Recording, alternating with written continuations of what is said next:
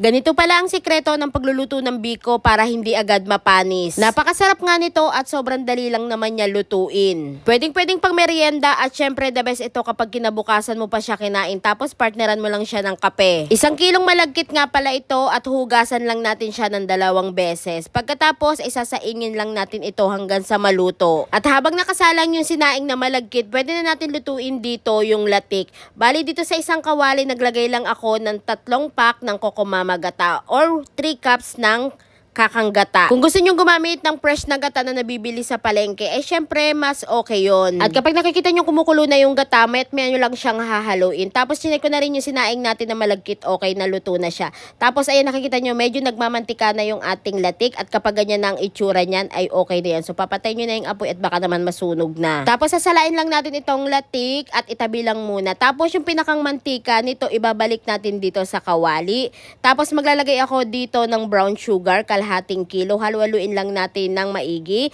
Kapag ganyan na ang itsura niyan, pwede natin ilagay dito yung sinaing natin na malagkit kanina. Sa 1 kilong malagkit na sinaing natin kanina, bali kalahating kilong brown sugar lang ang nagamit ko dito. Saktong-saktong tamis lang ito at hindi nakakaumay. Kinontinuous ko lang ng halo yan hanggang sa malagyan ng asukal lahat. Kung may nakikita kayo mga bubuong asukal, okay lang yan, matutunaw pa rin yan. Pagkatapos, naglagay nga rin pala ako dito ng kaunting asin para pambalance lasa na rin.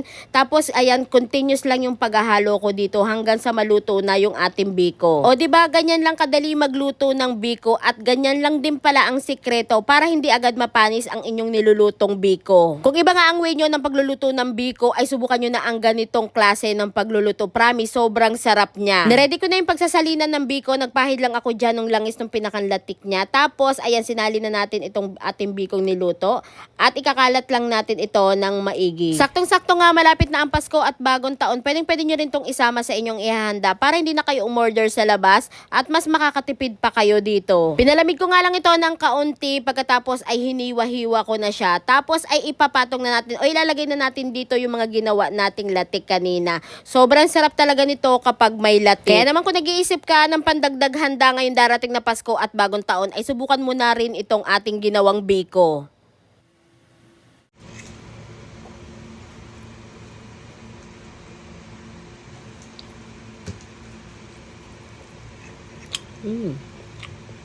Sarap. Wow.